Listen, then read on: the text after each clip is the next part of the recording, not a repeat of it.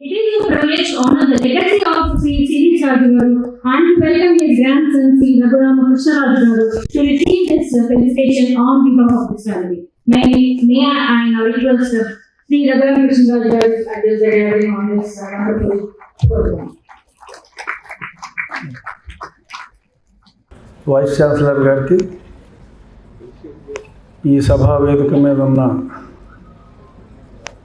దాతలు తులసి రామ్ ప్రభు గారు అబ్జెక్ట్ చేసిన దాతలే.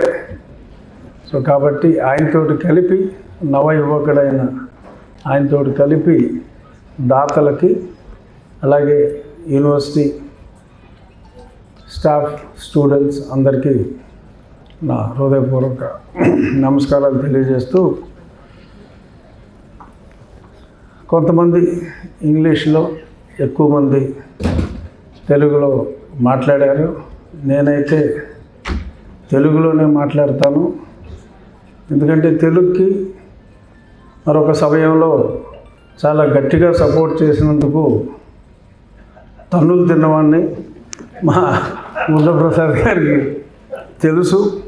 అంటే తెలుగు భాష అంతరించిపోయే ప్రమాదం భవిష్యత్తులో వస్తుందేమో అని చెప్పి పార్లమెంట్లో నేను మాట్లాడిన దానికి చాలా ఇబ్బందులు ఎదుర్కోవాల్సి వచ్చింది.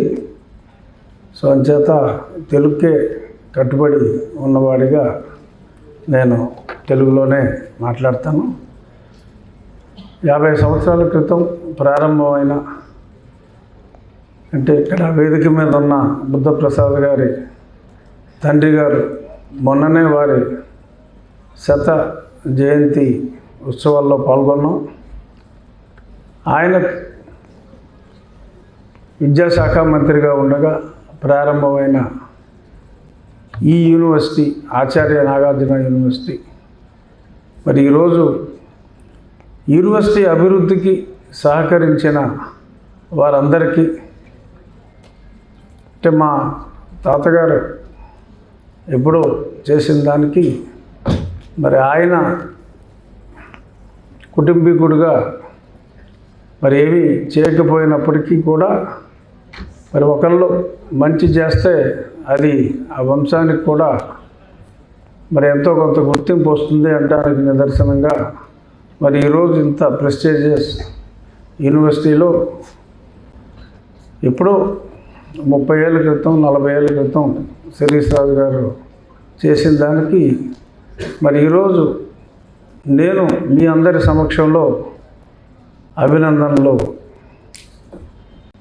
అంటే తులసిరామ్ ప్రభు గారు చెప్పినట్టయితే అసలు మామూలుగానే అర్హత లేదంటున్నారు. నాకు అసలు అర్హత లేదన్నమాట. అయినప్పటికీ మరి ఈ రకంగా దాతలందరినీ కూడా ఒక వేదిక మీదకి తీసుకొచ్చి వారికి సముచితంగా గౌరవం ఇవ్వటం, ఈ ఆలోచన రావటం వచ్చినందుకు గంగాధరరావు గారిని నేను మనస్ఫూర్తిగా అభినందిస్తూ, ఎందుకంటే తీసుకున్న వెంటనే మర్చిపోతున్నారు. తీసుకున్న వెంటనే మర్చిపోవటం కూడా కాదు, ఎవరైనా దానం వేస్తే ఆడ ఒలుబల్సి ఇచ్చాడు అని కూడా మాట్లాడుకుంటున్నారు. మరి అటువంటి పరిస్థితుల్లో ఎప్పుడూ ఇచ్చిన దాతలను కూడా ఈ రకంగా ఒక వేదిక మీద తీసుకొచ్చి మర్యాద చేయటం అనేది నిజంగా చాలా చక్కటి సంస్కారానికి నిదర్శనం. ఖచ్చితంగా ఇది ఎంతోమందికి కూడా స్ఫూర్తిగా ఉంటుంది. నేను కూడా నా నియోజకవర్గంలో ఎంతోమంది దాతల సహకారంతో ప్రభుత్వ పాఠశాలన్నింటిలో కూడా కంప్యూటర్ క్లాసెస్ ప్రారంభించాం. అక్కడ టీచర్ల కొరత ఉంటే ఆ దగ్గరలో ఉన్న ఇంజనీరింగ్ కాలేజెస్ వాళ్ళతో మాట్లాడి అక్కడ ఉన్న పోస్ట్ గ్రాడ్యుయేట్ స్టూడెంట్స్, ప్రొఫెసర్లతో కంటిన్యూస్గా క్లాసెస్ రన్ చేస్తూ ఒక 25 రోజులుగా ఊహించిన దానికన్నా కూడా ఎక్కువగా విద్యార్థులందరూ 6వ తరగతి నుంచే ఆ కంప్యూటర్ క్లాసెస్ అన్నిటిలో పార్టిసిపేట్ చేస్తున్నారు. ఇవన్నీ కూడా చాలా స్కూల్ బిల్డింగ్స్, మాకు ఒకటే కాలేజ్ ఉంది నియోజకవర్గంలో, దానికి కూడా ఎల్ఐసి వారి సహకారంతో, state bank, Canara bank almost ఒక 8-9 కోట్ల రూపాయలు సిఎస్ఆర్ నిధులతో ఈ కార్యక్రమాలన్నీ చాలా చేపట్టాం. ఈ స్ఫూర్తితో అంటే ఎప్పుడో 50 సంవత్సరాల తర్వాత అంటే మేము ఉన్నాం, ఎవరు ఉండరు, ఒక తులసిరామ్ ప్రభు గారు తప్ప. సో అంచేత ఖచ్చితంగా ఈ స్ఫూర్తితో ఎవరైతే మా నియోజకవర్గానికి ఎస్పెషల్లీ ఎడ్యుకేషన్కి కంట్రిబ్యూట్ చేశారో వాళ్ళందరికీ కూడా త్వరలో నేను ఈ రకంగా పిలిచి సన్మానం చేయాలి అనే ఒక చక్కటి ఆలోచన ఈ కార్యక్రమంలో నేను పాల్గొన్నందుకు నాకు ఆలోచన వచ్చింది. ఆచార్య నాగార్జున యూనివర్సిటీ నేను ఒకసారి జగన్నాథరాజు గారు ఇక్కడ వైస్ ఛాన్సలర్గా ఉన్నప్పుడు నేను ఆంధ్ర యూనివర్సిటీలో బీఫామ్ ఎంఫామ్ చేశాను 78 నుంచి 84 ఆ కాలంలో. అప్పుడు మాకు రెక్టర్గా ఉన్న జగన్నాథరాజు గారు ఇక్కడ వైస్ ఛాన్సలర్గా ఉన్నారు. ఆ తర్వాత సింహాద్రి గారు కూడా మాకు ఆంధ్ర యూనివర్సిటీలో ఆయన అక్కడ ప్రొఫెసర్గా ఉండి ఆ తర్వాత ఇక్కడ వీసీగా ఉన్నప్పుడు కూడా మా తాతగారింటికి శిరీషరాజు గారింటికి చాలా తరచూ జగన్నాథరాజు గారు సింహాద్రి గారు చాలా రెగ్యులర్గా వస్తూ ఉండేవారు. వారిద్దరితో నాకు చాలా చక్కటి పరిచయం ఉంది. కానీ నేను యూనివర్సిటీ ప్రెమిసెస్లోకి ఎప్పుడు రాలేదు. ఈరోజే నేను యూనివర్సిటీకి వచ్చా. చాలా చక్కటి వాతావరణం. మరి ఆచార్య నాగార్జున మరి గౌతమ్ బుద్ధుని అనుచరుడైన అంటే ఆయన ఉన్న కాలానికి ఆయనకి ఒక 500 సంవత్సరాలు డిఫరెన్స్ ఉన్నప్పటికీ గౌతమ బుద్ధుని తరువాత ఈ ప్రాంతంలో నడయాడిన నాగార్జునుని పేరుతో ఈ యూనివర్సిటీ పెట్టిన కొద్ది సంవత్సరాల తర్వాత ఆయన కూడా ఆ రోజుల్లో ఆచార్యుడు కాబట్టి యూనివర్సిటీకి ఆచార్య అనే పేరుని పెట్టుకోవటం అంటే నేను అనేది ఒక స్కాలర్లీ పీపుల్కి మనం ఇచ్చే గౌరవం. చాలా చాలా సంతోషం అనిపించింది. ఆ పేరు మీద ఉన్న యూనివర్సిటీ నాకెంతో ఆప్తులైన former supreme court chief justice Ramana garu చదువుకున్న యూనివర్సిటీ. అలా ఎంతోమంది గొప్పవాళ్ళు ఇక్కడ చదువుకున్నారు. ముగించే ముందు మా మిత్రులు ఎల్వి సుబ్రహ్మణ్యం గారు ఒక చక్కటి చురక వేశారు. ఆంధ్ర రాష్ట్రంలో ఆయనకి ఇచ్చిన మొట్టమొదటి సత్కారం ఇదని.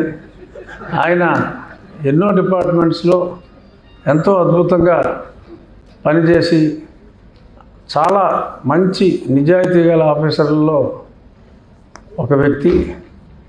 తెలుగు భాష అన్నా, తెలుగు సాంప్రదాయం అన్నా, సంస్కృతి అన్నా అత్యంత ప్రాధాన్యత ఇచ్చే ఆ వ్యక్తికి మరి నాగార్జున యూనివర్సిటీ వాళ్ళు, ఆచార్య నాగార్జున యూనివర్సిటీ వాళ్ళు రాష్ట్ర ప్రభుత్వం ఇవ్వాల్సిన గుర్తింపు ఇవ్వకపోయినప్పటికీ నాగార్జున యూనివర్సిటీ వారు, ఆచార్య నాగార్జున యూనివర్సిటీ వారు ఇచ్చిన గుర్తింపుకి నేను యూనివర్సిటీ వారిని కూడా మనస్ఫూర్తిగా అభినందిస్తూ ఆయన వేసిన చురకని మటుకు ఖచ్చితంగా అందరూ కూడా గుర్తుంచుకోవాలి. మాలాంటి రాజకీయ నాయకులు మరీ గుర్తుంచుకోవాలి. ఎందుకంటే రాజకీయ నాయకులు ₹1 ఇస్తే అది ఏ రకంగా తిరిగి ఓటు రూపంలో వెనక్కి వచ్చేస్తుందనే చూసుకుంటూ ఉంటాము అని కూడా చెప్పచ్చు. కానీ ఎటువంటి స్వార్థం లేకుండా మరి ఈ యూనివర్సిటీకి దానం ఇచ్చిన మహానుభావులు, వాళ్ళ కుటుంబీకులు, వాళ్ళందరికీ మరొక్కసారి నా హృదయపూర్వక అభినందనలు తెలియజేస్తూ మీ స్ఫూర్తి ఇంకా ఎంతోమందికి మరింత స్ఫూర్తినిచ్చి మరెన్నో విశ్వవిద్యాలయాలు అభివృద్ధి చెందాలని, మీరు ఆ రోజుల్లో ఇచ్చిన ₹1 కావచ్చు, 1,00,000 కావచ్చు, ఎంతోమందిని విద్యాధికుల్ని చేయటానికి అది ఉపయోగపడింది.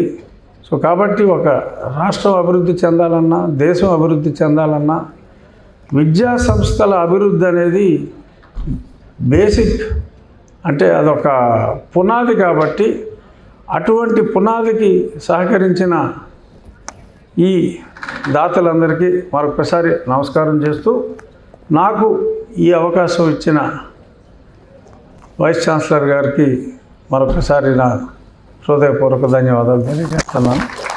నేను వేరే మళ్ళీ నియోజకవర్గానికి పొద్దున్నే మా ఊరి నుంచి వచ్చాను. మళ్ళీ ఇప్పుడు తిరిగి మా ఊరు వెళ్ళవలసిన ఆవశ్యకత ఉంది. మళ్ళీ రేపొద్దున్న మళ్ళీ ఇదే గుంటూరు మళ్ళీ రావాలి, రేపు సాయంత్రం మళ్ళీ వెళ్ళాలి. ఇది ఆల్మోస్ట్ డైలీ సర్వీస్ లాగా నాకు నియోజకవర్గానికి ఇక్కడికి అయిపోయింది.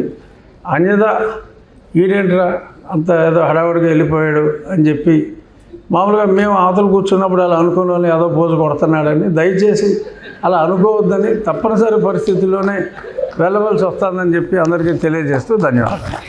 50 ఏళ్ల ప్రయాణంలో ఎంతోమంది పాలకులు వచ్చారు, గవర్నమెంట్లు వచ్చాయి, గవర్నమెంట్లు పోయినాయి. బట్ ఫిలాంథ్రపీ అనేది మటుకు ముఖ్యంగా నిలబడిందండి. ఎందుకు నిలబడిందంటే, శిరీష్ రాజు గారిని యూనివర్సిటీ వెళ్ళి అభ్యర్థించినప్పుడు ఒక యోగా బిల్డింగ్కి, ఒక ఫార్మసీ కాలేజ్ బిల్డింగ్కి ఆయన డొనేట్ చేశారు. ఈ రోజుకి వారి నేమ్ స్మరించుకుంటున్నాం, వారి పేరు స్మరించుకుంటున్నాం. ఎందుకంటే ఆయన అడిగిన వెంటనే యోగా బిల్డింగ్ ఆయనకి ఇంట్రెస్ట్ ఉంది కాబట్టి యోగా, ఫార్మసీ కాలేజ్ ఎందుకని ఆయన business, pharmaceutical business. Seris Pharmaceuticals is a company which was established by himself in Vijayawada and Hyderabad too. So that's how we took the contributions from Seris Raj garu. అట్లాగే అరుణ్ కుమార్ మోహంతి గారు, మనం కూర్చున్న ఈ auditorium వారి యొక్క దాతృత్వమే. వారు అప్పుడు జాన్ డేవిడ్ గారు, తర్వాత డైరెక్టర్ గారు ఇద్దరు ఉండేవారండి.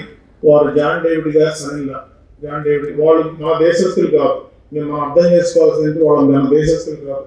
మన సంస్కృతి, మన విధి విధానాలు ఏమి తెలియదు. అయినా మనం వెళ్ళి అడిగితే అప్పుడున్న రిజిస్ట్రార్ లోహదాస్ గారు వెళ్ళి అదే పనిగా తిరిగి అడిగితే వాళ్ళు ఒప్పుకొని మనకి డబ్బు ఇచ్చారండి. ఈ ఆడిటోరియం లేకపోతే ఈ షేప్లో ఉండేది కాదు. మనకి ఇంతకుముందు యూనివర్సిటీలో ఆడిటోరియం అంటే ఓపెన్ ఎయిర్ ఆడిటోరియం, లేకపోతే స్పోర్ట్స్ ఆడిటోరియం, అవి రెండు కూడా ఇంత ఫుల్ ఫ్లెడ్జ్డ్ ఆడిటోరియంస్ కాదండి. అట్లాగే ఇంకా దీనిలో ముఖ్యమైన వారు బొమ్మడాల కృష్ణమూర్తి గారు. వారి ఫిలాంథ్రపీని ఏ విధంగా తెలియజేస్తున్నారంటే, HRM Bhavan, human resources management building, వారు ఇచ్చిన డొనేషన్తోనే మనం కట్టుకున్నాం. అట్లాగే ఎర్లగడ్డ లక్ష్మీప్రసాద్ గారు, హిందీ భవన్, అక్కడే మనకి nano technology department, other departments run చేసుకుంటున్నాం. అక్కడే ఇప్పుడు మనం రీసెంట్గా మేము ఫైర్ అండ్ ఇండస్ట్రియల్ సేఫ్టీ అనే ఒక ప్రోగ్రామ్ స్టార్ట్ చేసామండి బిఎస్సిలో. ఆ బిల్డింగ్లోనే మనం రన్ చేసుకున్నాం. ఇంకా తర్వాత మిగిలిన ముఖ్యులు ఎవరెవరు అంటే, Madhumurthy garu, chairman state council fire education. ఈ state council of fire education యొక్క సపోర్ట్ లేకుండా యూనివర్సిటీలో మనుగడ ఉండదండి. అంత మనుగడ సాధించడం కష్టం. వారి పాత్ర కూడా మనం చెప్పుకోవాలి. మండలి బుద్ధప్రసాద్ గారు, వీరి పేరు స్మరించుకోకపోతే, వీరి నాన్నగారి పేరు మండలి వెంకటకృష్ణారావు గారు. దివిసీమ అంటే గుర్తొచ్చే పేరు మండలి వెంకటకృష్ణారావు గారు. వారి పేరు స్మరించుకోకపోతే ఈ తరుణంలో మన బాధ్యత వారి పేరు స్మరించుకోవడం. అటువంటి తండ్రికి పుట్టిన మండలి బుద్ధప్రసాద్ గారు వచ్చినందుకు కూడా నేను చాలా ఆనందిస్తున్నాను. ఆయన కవి, మంచి పోయేట్, తెలుగు సంస్కృతి